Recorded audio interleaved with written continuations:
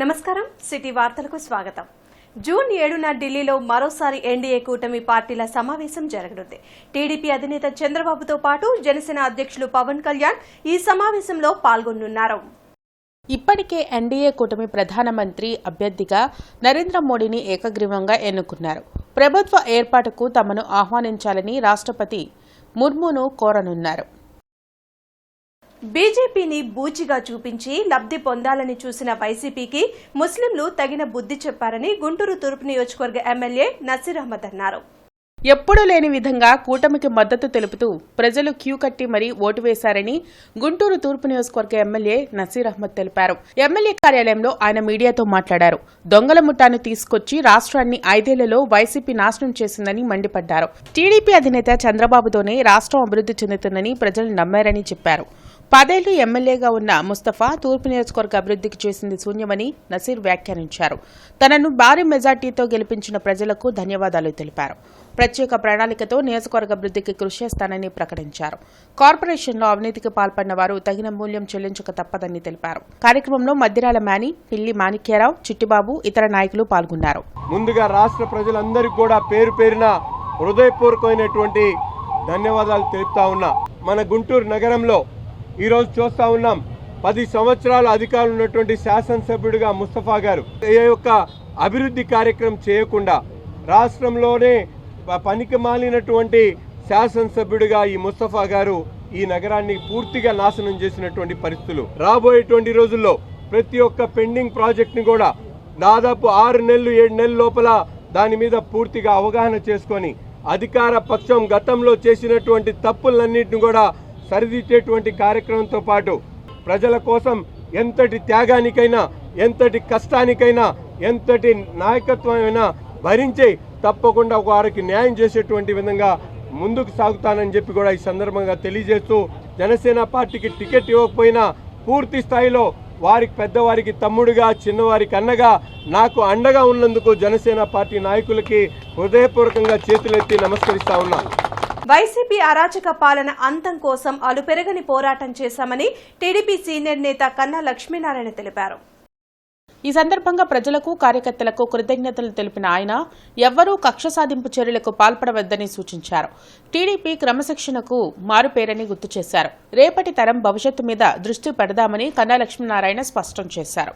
మనం అలుపెరగని పోరాటం చేశాం. సత్తెనపల్లి ప్రజలకు, కూటమి నాయకులకు, కార్యకర్తలకు విజ్ఞప్తి, ఎవరు ఎటువంటి కక్ష సాధింపు చర్యలకు పాల్పడవద్దని, తెలుగుదేశం పార్టీ క్రమశిక్షణకు మారుపేరు కలిగినటువంటి పార్టీ అని, సత్తెనపల్లి అభివృద్ధి మీద, రేపటి తరం భవిష్యత్తు మీద దృష్టి పెడదాం, అందరం భుజం కలిపి పనిచేద్దాం. వడ్లమాను నుండి అనంతవరం వెంకటేశ్వర స్వామి దేవస్థానం వరకు రాజధాని రైతులు పాదయాత్రగా వెళ్లి మొక్కులు చెల్లించారు. టీడీపీ ప్రభుత్వం అధికారంలోకి రావడాన్ని హర్షిస్తూ రాజధాని రైతులు అనంతవరం వెంకటేశ్వర స్వామి దేవాలయంలో ప్రత్యేక పూజలు నిర్వహించారు. వైసీపీ ప్రభుత్వం రాష్ట్రానికి రాజధాని లేకుండా చేసి ప్రజలను తీవ్ర ఇబ్బందులకు గురిచేసిందన్నారు. గత 5 సంవత్సరాలుగా రాజధాని రైతులను అనేక రకాలుగా ఇబ్బంది పెట్టారన్నారు. టీడీపీ అధికారంలోకి రావాలని రాజధాని ప్రజలు చేసిన పూజలు ఫలించాయన్నారు. టీడీపీ అధికారంలోకి రావడంతో ఆనందంతో మొక్కులు చెల్లించుకునేందుకు వచ్చినట్లు చెప్పారు. అందరూ కొట్టుతా వచ్చేసాడు, పైకి వచ్చాడు.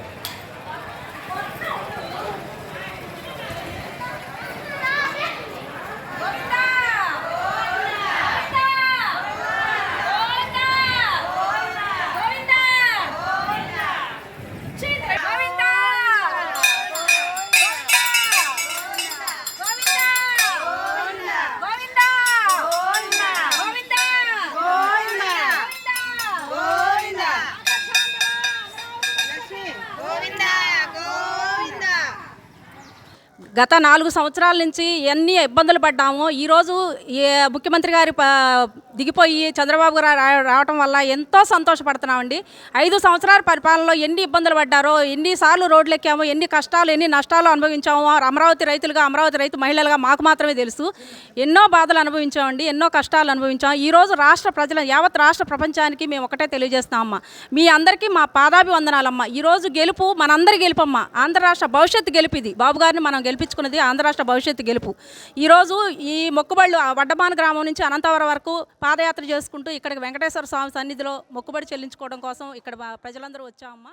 బక్రీద్ సందర్భంగా జిల్లాలో భారీగా గోవధకు జరుగుతున్న ప్రయత్నాలను అధికారులు అడ్డుకోవాలని విశ్వ హిందూ పరిషత్ నాయకులు డిమాండ్ చేశారు. బ్రాడీపేటలో వీహెచ్పీ నాయకులు మీడియాతో మాట్లాడుతూ బక్రీద్ సందర్భంగా కుర్బానీ పేరుతో భారీగా గోవధ చేసేందుకు ప్రయత్నాలు చేస్తున్నట్లు చెప్పారు. ఇప్పటికే గోవధ కోసం ఆవులను పెద్ద సంఖ్యలో తరలించినట్లు తమ వద్ద సమాచారం ఉందన్నారు. ఇప్పటికైనా పోలీసులు గోవధ చేసే వారిపై చట్ట ప్రకారం చర్యలు తీసుకోవాలని డిమాండ్ చేశారు.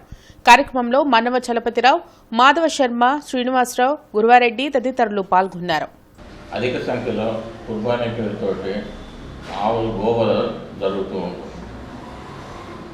ఆ గోవధ జరగకుండా చట్టపరమైన చర్యలు తీసుకోవాల్సిందిగా ప్రభుత్వ అధికారులని, ముఖ్యంగా పోలీసు అధికారులని కోరుకుంటున్నాం. సుమారు ఈ సంవత్సరం వచ్చేసి 1800 ఆవుల దాకా గుంటూరులో వచ్చే అవకాశం ఉందని చెప్పేసి సమాచారం ఉంది. ఆవులను కాపాడవలసిందిగా పోలీసు వారిని, ప్రభుత్వ అధికారులని చట్టపరమైన చర్యలు తీసుకుంటూ కాపాడవలసిందిగా కోరుకుంటున్నాం. ఎక్కడున్నా సరే ఈ గోవధకి మేము ఖచ్చితంగా వ్యతిరేకంగా పోరాడతాం. వీటి మీద పోలీసులు కూడా ప్రత్యేకంగా కోరుకునేది ఏమనగా, మీరు వెంబటనే ప్రతిస్పందించవలసిందిగా కోరుతున్నాం. మీకు ఇన్ఫర్మేషన్ వచ్చిన వెంబటనే మీరు కూడా రంగంలోకి దిగి గోవధకు వ్యతిరేకంగా మీరు కూడా చట్టపరమైనటువంటి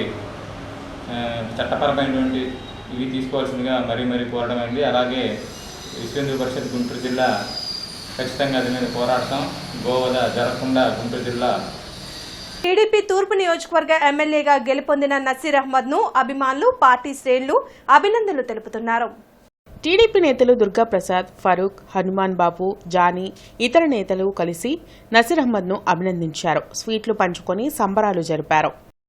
కూటమి అభ్యర్థులు ఘన విజయం సాధించడంతో తెలుగు మహిళలు, జిల్లా తెలుగు మహిళా నేత మౌనిక ఆధ్వర్యంలో సంబరాలు జరిపారు. కార్యక్రమంలో టీడీపీ నేతలు సుఖవాసి శ్రీనివాసరావు, డిప్యూటీ మేయర్ సజీల తదితరులు పాల్గొన్నారు. జిల్లా తెలుగు మహిళా నేత మౌనిక ఆధ్వర్యంలో బస్టాండ్ వద్ద గల ఎన్టీఆర్ విగ్రహానికి పాలాభిషేకం జరిపారు. కార్యక్రమంలో టీడీపీ నేతలు సుఖవాసి శ్రీనివాసరావు, డిప్యూటీ మేయర్ సజీల తదితరులు పాల్గొన్నారు.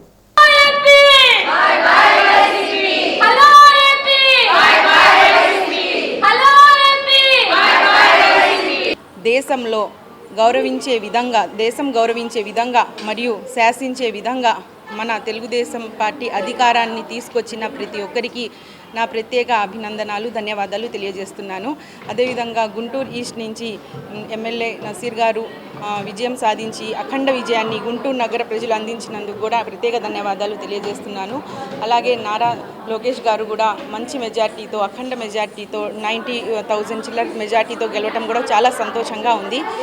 రాష్ట్రంలో ఒక నిశ్శబ్దమైనటువంటి విప్లవం వచ్చింది. ఈ రోజున ప్రజలు ప్రతి ఒక్కళ్ళు, కులం లేదు, మతం లేదు, ఇందులో వయోభేదం లేదు, ప్రతి ఒక్కళ్ళు కూడా ప్రతి ఒక్క వర్గం, శ్రామిక వర్గాలు, పేద బలహీన బడుగు వర్గాలు కానించి మధ్యతరగతి వర్గాలతో సహా ప్రజలందరూ కూడా విసికి వేసారిపోయారు. 5 సంవత్సరాల జగన్ పరిపాలనలో ఒక్క ఛాన్స్ అని ఆయన అడిగినందుకు, మహానుభావుడా నీకు ఒక్క ఛాన్స్ ఇచ్చాము, ఇంకా పనికిరావు ఈ రాష్ట్రంలో పరిపాలన చేయడానికి, నీ ఒక్క ఛాన్స్తో ఈ రాష్ట్రం అట్టడుగు దరిద్రంలోకి వెళ్ళిపోయింది.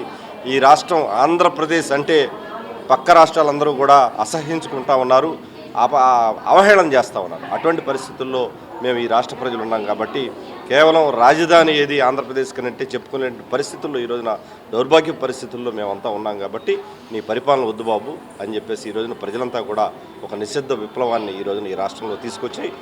సో ఎంత సంతోషంగా ఉన్నారు, ప్రభుత్వం మారింది, ఇకనైనా మాహిష్మతి ఊపిరి పీల్చుకో అన్నట్టు ఆంధ్ర ప్రజలారా ఊపిరి పీల్చుకోండి అన్న స్థాయిలో అందరి మొహాల్లో చిరునవ్వు, అందరికీ ఆనందం ఎక్కడ చూసినా కూడా కనిపిస్తుంది. సో ఇదే మన ఏదైతే ఇన్ని 5 సంవత్సరాల్లో మనం పడిన కష్టానికి తగ్గ ఫలితం దొరికింది.